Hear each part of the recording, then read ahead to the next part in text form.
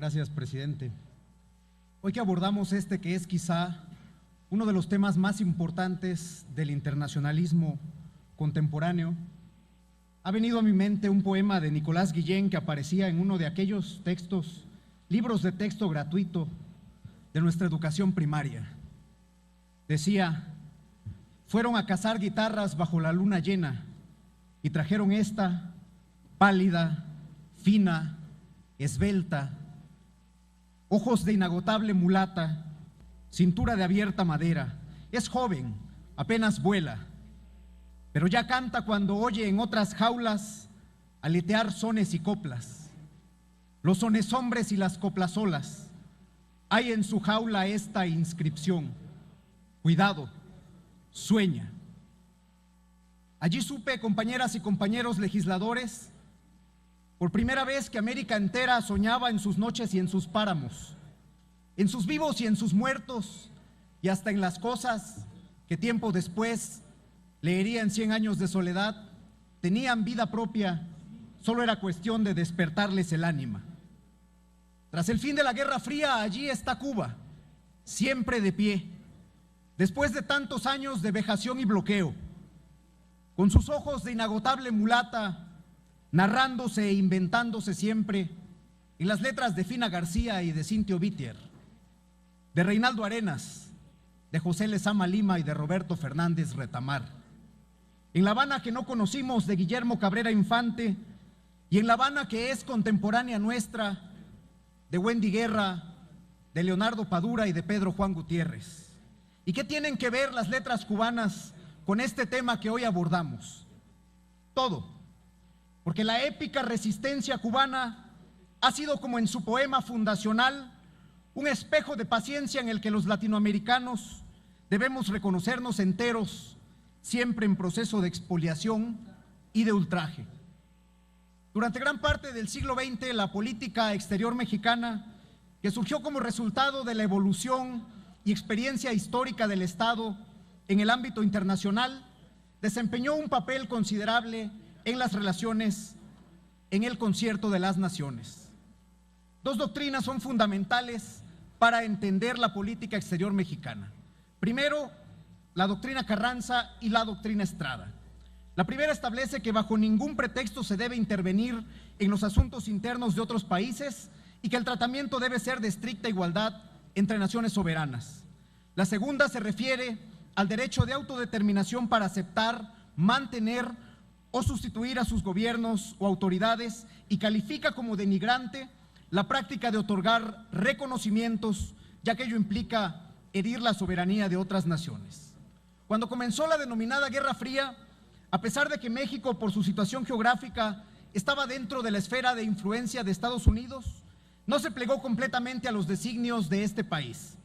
La fórmula de acuerdo para disentir, o fórmula Ojeda, captó la esencia de las relaciones con el vecino del norte. Los Estados Unidos reconocen y aceptan la necesidad de México a disentir de la política norteamericana en todo aquello que le resulte fundamental para México, aunque para Estados Unidos sea importante y no por ello fundamental. La postura asumida por el gobierno mexicano al calor del conflicto entre Cuba y Estados Unidos y de la campaña norteamericana para aislar a la isla caribeña fue precisamente la aplicación positiva de la doctrina Estrada y mantuvo el reconocimiento diplomático de Cuba independientemente del carácter y de la orientación de su gobierno. Pero así como la política exterior mexicana ha tenido momentos cumbres, hay una deuda histórica que tenemos con la hermana República de Cuba. El reto de nuestra relación ya avanzado el siglo XXI debe ser también el de aprovechar sus avances y sus conocimientos en el campo de la medicina y traducirlo, por ejemplo, en menos trabas médicas, en menos trabas burocráticas como las que le impone COFEPRIS a los productos cubanos, que serían de gran ayuda y a bajo costo para nuestras comunidades marginadas. En la pasada reunión interparlamentaria sostuve que debemos suscribir acuerdos con Cuba que nos beneficiarían a ambos. La Universidad de Ciencias Médicas de La Habana ha manifestado su disposición para recibir alumnos mexicanos, a quienes hoy nuestras universidades públicas no tienen la capacidad para ofertar un número suficiente de plazas para cursar estudios médicos. Tenemos, pues, también que disponer de un presupuesto especial que beque a nuestros estudiantes para que puedan educarse con médicos e investigadores cubanos de avanzada. Nobleza obliga cuando hablo. La reciprocidad y hermandad entre las naciones debe llevarnos también a revisar los requisitos excesivos que México le impone a los ciudadanos cubanos para el otorgamiento de visas. El hombre verdadero, escribió José Martí, no ve de qué lado se vive mejor, sino de qué lado está el deber. Y ese es, decía Martí, el único hombre práctico, cuyo sueño de hoy será la ley del mañana, porque el que haya visto los pueblos heridos y ensangrentados en la arteza de los siglos, decía Martí, sabe que el porvenir, sin una sola excepción, está del lado del deber.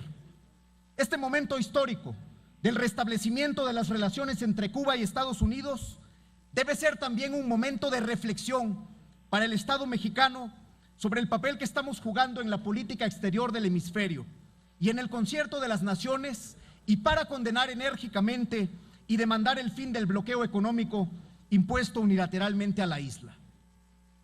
Dijo Eric Hobsbawm que el siglo XX había sido el siglo más corto. Quizá para otras latitudes la aseveración de Hobsbawm sea exacta, no para Cuba. Para Cuba ha sido un siglo largo de lucha y estoicismo, de asfixia económica y resiedumbre política, de dignidad nacional. Que esta apertura de embajadas de Estados Unidos y Cuba sea el inicio que ponga fin al bloqueo económico, comercial y financiero que tantas veces se ha condenado por los gobiernos progresistas y en la Asamblea General de las Naciones Unidas, para que sea la dignidad, siempre la dignidad y los sueños de las mujeres y hombres de Cuba los que se conviertan en una realidad viva y actuante, los sueños de esa guitarra de Guillén, de esa Cuba que canta, que aletea y que espera ávida la hora de volver a emprender el vuelo. Es cuanto, presidente. Cámara de Diputados, 62ª legislatura.